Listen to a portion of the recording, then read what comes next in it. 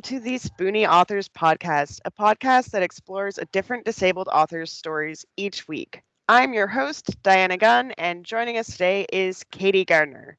Kati Gardner is a recovering actor, caretaker of two tiny humans, and the author of YA novel Brave Enough. Her second novel, Finding Balance, is set to be released this May.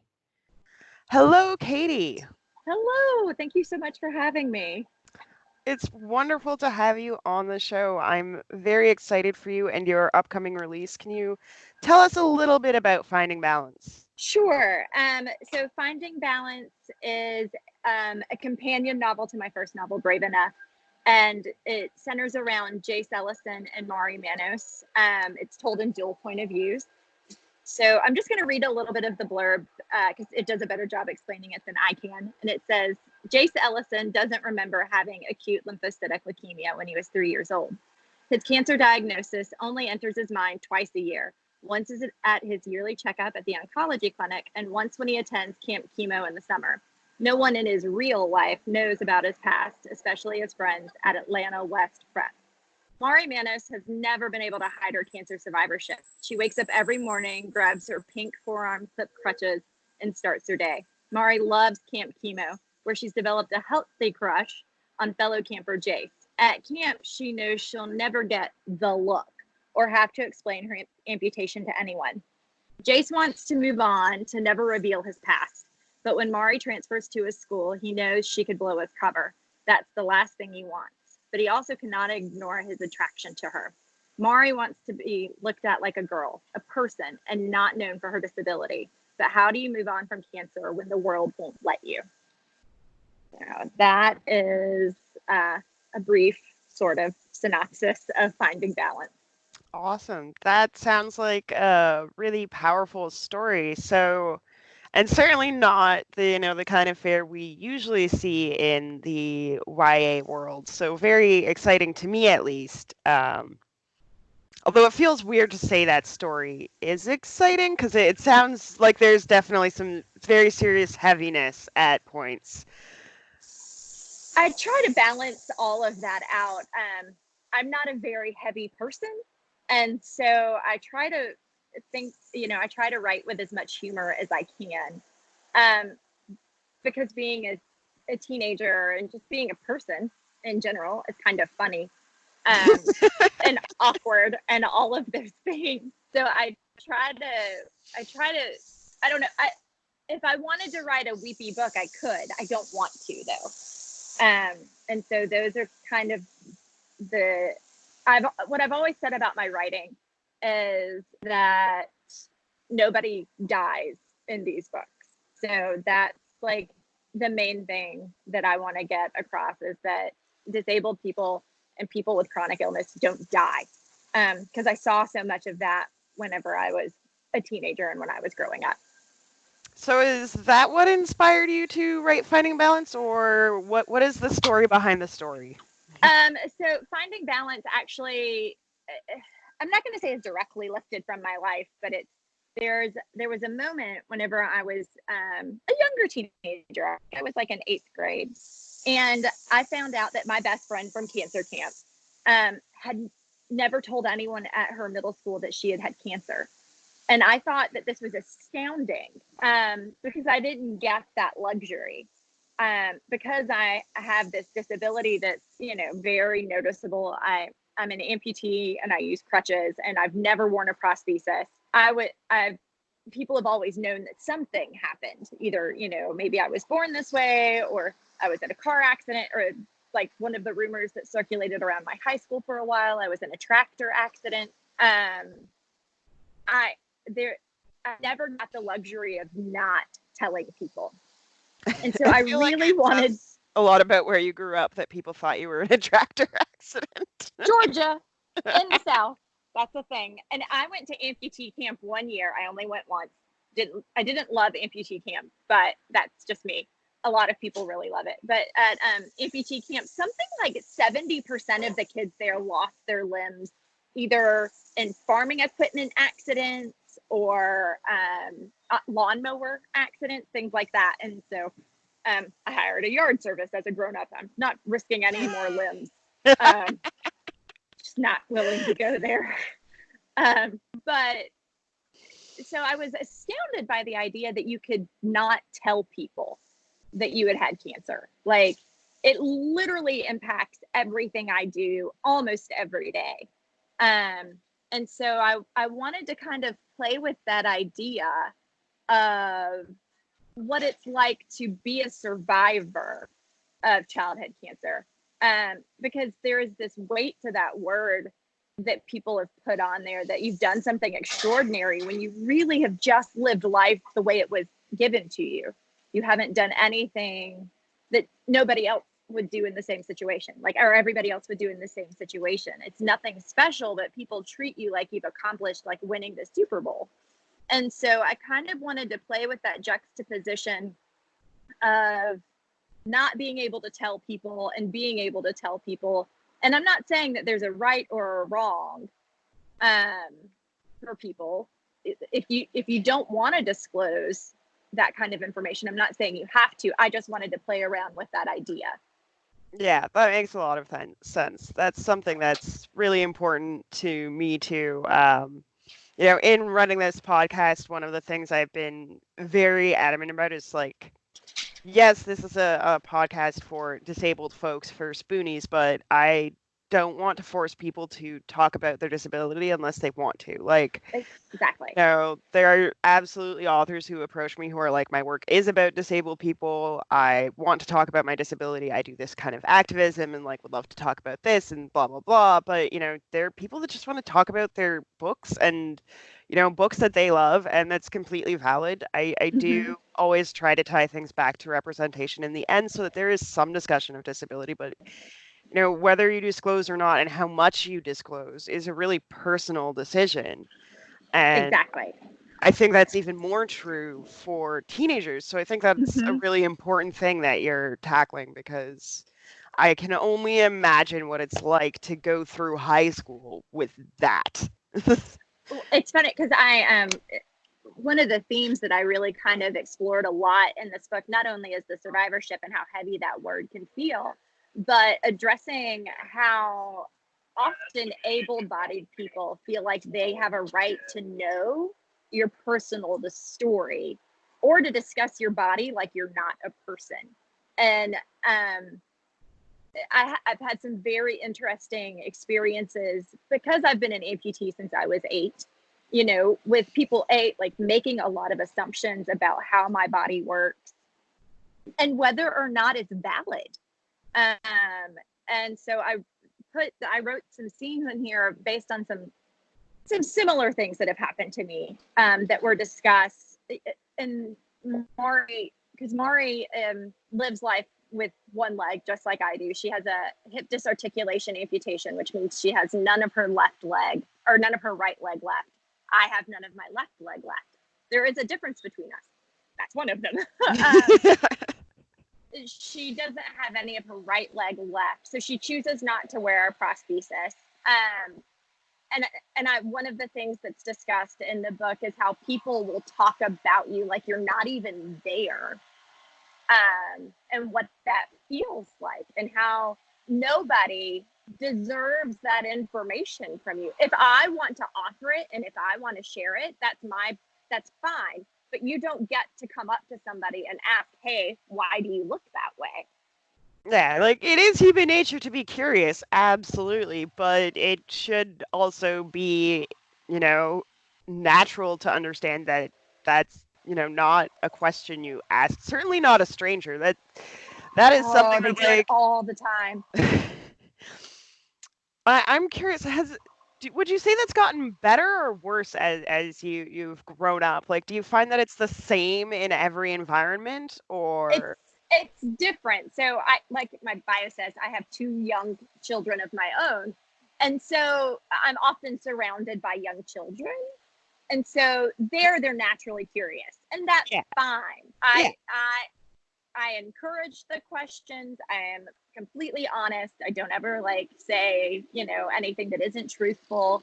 I've spent a lot of time working with child life specialists in various arenas in my life, and they've given me some great words and ways of explaining my disability and my chronic illness two kids in a way that's not scary, because I don't want a kid who maybe someday is diagnosed with some sort of cancer to automatically think, oh God, I'm going to lose my leg. And so I'm used to that. So that doesn't bother me as much. I've had a lot of experiences as a teenager more so than, and as a young adult more so than as, I don't know, my gray-haired self at almost 40, where people accuse me of not being able to park in the accessible parking spots, despite the fact that I have a sticker, because I don't look disabled until I get out of the car. And then they do a lot of backpedaling. Yeah, I would say that it's better in some ways. It's like, it used to be like at parties and things, like where if I didn't know everybody, somebody who felt like they were being incredibly genuine would come up to me and be like, so tell me what happened. It's none of your business what happened. Like, you're not being super supportive or being an ally by wanting to know my personal history. So to answer your question, and maybe I just have this face and personality that makes people think they can ask me these questions in the grocery store when they've never known me. But I feel like it's pretty much the same throughout. Like, people are going to ask me what happened. Especially when I was pregnant with my children, I got a lot of questions because people were very concerned about how a person with a disability could handle having children. And I'm like, well, just like you do. Which is not well. None of us do it well. Yay! We're all equal there. You're not wrong. Everybody ends up in therapy. It's fine. So I think that I get that it's basic human nature. What gets me more than anything are the ableist comments about inspiration, inspiring people. Which I'm just always like, thanks. Like, you never know how to respond to that when people are like, you're so inspiring. And I'm like, really? I'm late for carpool and I have 2 gallons of milk. Like, I'm not inspiring in this moment. Yeah. I'm literally failing at everything I'm trying to accomplish. Don't lay that on me right now. Let me do something that's inspiring. Yes. But living my life is not inherently inspiring. Yeah, I think that's a really big distinction and something that is particularly important, to people who are coming on this podcast, because a lot of you folks are doing amazing work. You're, writing books, writing plays, writing comics, editing anthologies, running blogs, all these things. Those things are inspiring, absolutely, but just the day-to-day existence shouldn't be, unless you're inspiring another disabled person to live their best life. Like, and that's fine. I don't know that I necessarily need you to tell me. That's very true. That I think that's where I don't ever know how to respond to that. And it's a similar type thing around like Veterans Day and Memorial Day here in the US. People will salute me because a lot of people have lost limbs in the various wars. And I'm like, oh no, I may be the same age as these people, but that's not what happened to me. Please don't do that. Please don't do that. It sounds really awkward, yeah. It is really awkward. Or the natural assumption is that I did lose my leg and I'm a veteran, and I'm like, nope, not a veteran. That's not what happened. Let's find a different assumption here, shall we, people? Maybe I'm just really cute. That's always my default, is I'm just really cute, and that's what you should be inspired by. So my undergrad degree is in theater, so I've spent a lot of time performing, and like you were saying, that type of stuff. Yes, I am often inspired by really amazing performances that I see on stage. Able-bodied or disabled-bodied, that's amazing. I would love to see more disabled bodies on stage. Just gonna throw that out there. Please, please, please, please put more disabled bodies in all of the arenas. Stop winning your Oscars on my disability. But that is inspiring work. Me running late for carpool and driving a white minivan is never inspiring work. So those are some of the themes that I enjoyed working with in finding balance, more so than in Brave Enough. I wrote about some of that in Brave Enough, there's a scene with the accessible parking that's pretty out there, but in Brave Enough. But in Finding Balance, I talk a lot about inspiration porn and some about even internalized ableism and how we as disabled people can sometimes feed into that unknowingly, because it's what the world has taught us. And so that's something that I talk about just a little bit in that one. Mostly when I sat down to write both of these books, I wanted to write books about kids with chronic illness and disability kissing, and somehow it got lost in this other stuff that also happens. But there is some kissing, so I guess a win there. Was that the thing that you found most exciting about this project, was being able to give these disabled characters just an opportunity to be kids and make out? Yeah. Yeah. Like I definitely, I wanted to kind of walk away a little bit from that trope that we see a lot of times, especially in YA lit, where disabled characters or chronically ill characters are there for the purpose of teaching people something, and it's how to live their best lives or whatever. And I just wanted them to make out and go to dances and to, try on pretty dresses and that kind of thing that typical teenager stuff. I wanted to, and when you do all of that stuff as a teenager with a chronic illness or disability, that stuff still comes into play everyday life. And I saw an interesting Twitter thread just yesterday, and I wish I could remember who said it. That Hello? Differently than maybe somebody who isn't disabled or chronically ill, we understand how just automatically how that stuff impacts every movement of our life. I was writing something today about a character, and this particular character has left-sided paralysis. And so she moves differently, and she's always going to move differently. And, one of her thoughts are always, it becomes like second nature for her to, lift her arm differently, but she still lifts her arm differently. And so it's one of those things. I kind of enjoy that work, and knowing that I can hopefully ring true for other people with disability, even if you're not an amputee, that you're like, oh yeah, that's a real thing that happens in my life. But also we make out and go to dances. Right. And why do you think that is particularly important in YA? Like, why are you focused on YA specifically? Right now, because I think someday I might write a romance novel too. I haven't really plotted it all out. I really like teenagers in general, and I think that teenagers sometimes get the shaft in the way that quote unquote adults view them, and they don't view them as fully realized individuals with active brains that work. And oh, you're just a teenager, especially teenage girls. Teenage girls get crapped on quite a bit. Oh goodness, yes. From their choice of music to their choice of clothing to their choice, everything about teenage girls for some reason incites anger. And I really like teenage girls. I was a teenage girl, and I like that time period in life a lot, because you're getting this taste of independence. And I can still remember how excited I was the first time I was able to drive my car somewhere on my own and not like have to wait for my mom to take me somewhere, and how freeing that felt.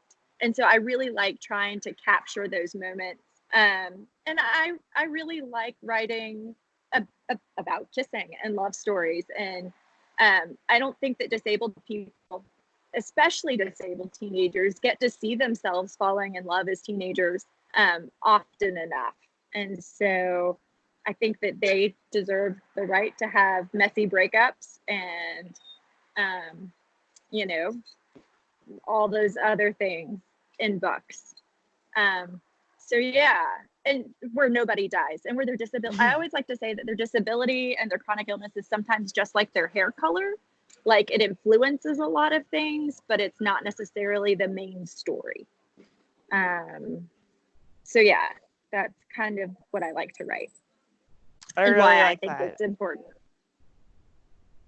That's Okay, awesome. thanks. So beyond your own work, how would you like to see disability representation change, not just in YA, but as a whole over the next 5 to 10 years? I just want more. Like I want more of everything, and I want it written and created and starring people with disabilities. I will absolutely not watch TV shows that have actors portraying a disability instead of actively living with that disability. Not going to watch it. I don't care how funny that show is. Not going to do it. I cannot support that. I spent too much of my life as a young adult pounding the pavement as an actor and being told I didn't look the part, and that being a valid reason to not cast me, to then support somebody who doesn't look the part getting that part. So I want it. I want more of it. I want to see so much more. I think it's right now like 56 million Americans here in the US are disabled, and we make Wow. absolutely nothing in the pop culture medium. Like we're just not there. And so I want us to be there. And I just want so much more. I have so many friends that are amazing actors that are disabled, and they're doing amazing work. Go check out the documentary Becoming Bulletproof. AJ is a friend of mine from high school. That's how long we've known each other. And he's featured in that documentary as a disabled actor. And he's wonderful. And he's constantly pounding the pavement. The drunk history about the ADA is one of the best things I've seen that disabled people do recently. But I want more of that. I don't want to be able to name 2 projects. I just want to be able to name so many projects that we can't keep them all straight. Yeah. And I definitely want to see more people of color with disabilities in these avenues and in these outlets creating their work, because there's so many intersections in that I just can't I can't write that, and I want to read that, and I want to learn more about that, and I want to know that, and I want to be entertained by that. So all the people with disabilities just everywhere creating everything. Yeah. That's And actually being supported by mainstream media outlets, which yeah. I think is the really big thing, because I know lots of amazing disabled people who are doing amazing independent work, but it's Yeah. not acknowledged by, a lot of society. And I think that to me is almost more heartbreaking than the Yeah. lack of stuff in the mainstream. Like there's so much good stuff that's actually being put out there, but it's just being ignored because it's not by, this small handful of creators who've been deemed worthy of the public Yes. eye. Please give us money. Give us money for our art to create. Like it will revolutionize the world if you give people, disabled bodies money to create. I don't understand why that's so hard. I just don't. I don't get it. I I have felt incredibly supported by my publisher, and they did a wonderful job whenever we were working on the cover for Finding Balance. They were like, "Do you have any ideas?" And the only thing I said is, I really want a disabled girl on the cover. I said, you don't see disabled bodies on book covers. Please, please, please give me a disabled body on the cover. And they did. They were like, absolutely, here you go. And they gave me 2 choices, and one, the book is set in Atlanta, and so one kind of featured the skyline, and the other one had this disabled body, and I was like, there we go, that's it. More of that. So more mainstream push for these creators in all aspects. Let me find it on Netflix. Let me find it on Amazon Prime. Let me, make it accessible to all of us as well. More closed captioning that actually works. More of those things. So Yeah, the closed captioning is a really interesting conversation because it's so variable right now for a lot of the stuff. You know, YouTube does have its thing that will automatically close caption your stuff, and I have done a bunch of stuff on YouTube, and a lot of the time it's actually pretty good, but it's not good if someone has a stutter or a thick Yeah, accent, and so it definitely has a long way to go before the AI can do it, but it's also really expensive, you know, that's something we had to exactly. look into for this podcast. Um, and it's like $1 a minute. And Hmm. I understand that for independent creators, that's not really accessible, but we need to find ways for it to become accessible, and we need to Exactly. push the AI forward and demand a better AI that understands different accents and understands these things so that we can make things accessible, because there's a huge push toward video and podcasting right now, and deaf people are Mhm. frankly being left behind in a lot of Yeah, those instances. yeah. I have I just I'm I get really irritated when people are saying that it's a special, like it's a special need. Like anytime they refer to, especially I used to be a teacher, so anytime they refer to a student as having a special need, I'm like, no, it's not special. It's a need, and we need to make it happen. Yeah, It's access. We're not asking. My accessible parking spot that I use when I go somewhere is not because it's not a bonus and I get to be closer. It literally gives me access to that place. And yeah, so it's about access. It's not about something special. It's not about a bonus. It's literally the only way some people can enjoy the world. I have, people who are visually impaired need audiobooks and need that kind of thing, and it shouldn't cost as much as it does. Thankfully there are resources for those types of things, but like what happens when they're not in school anymore and those options aren't necessarily free anymore? Like there just needs to be more access for everybody. absolutely. All right, so we are coming up to our time. Thank you so much for joining us. Where can people find out more about you and your books? I am on Twitter at author Katie, and I'm on Instagram at author Kati Gardner. And And that's Katie is Katie with K. an I for, Yeah, yeah. just yeah, it's Kati. And so you can find me at both of those places. And then Flux is my publisher, and they have all of the books up there. You can pre-order Finding Balance now. If you go to if you pre-order through Quail Ridge Books out of Raleigh, North Carolina, you get swag. So that's something to think about. Ooh, Yeah. But you can pre-order it. It's at all of the major retailers as well as your local independent bookstore. And I always ask that you, if you can, to order through your local and independent bookstore. You can also ask your library to order it.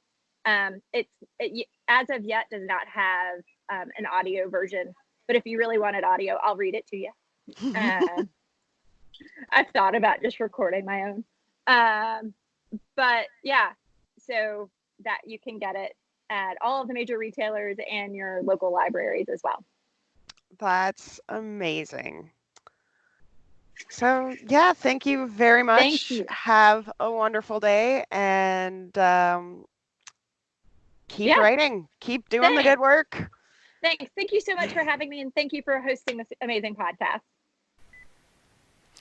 Thanks for listening to this week's episode of the Spoonie Authors Podcast. The Spoonie Authors Podcast is part of the Spoonie Authors Network, a community initiative devoted to sharing the stories of disabled authors and educating abled people about what life is like for disabled creatives. Transcripts of this podcast are also available on the Spoonie Authors Network. To learn more or become a contributor, visit spoonieauthorsnetwork.blog. And of course, if you enjoyed this podcast, make sure to leave a 5-star review on your favorite podcast streaming platform.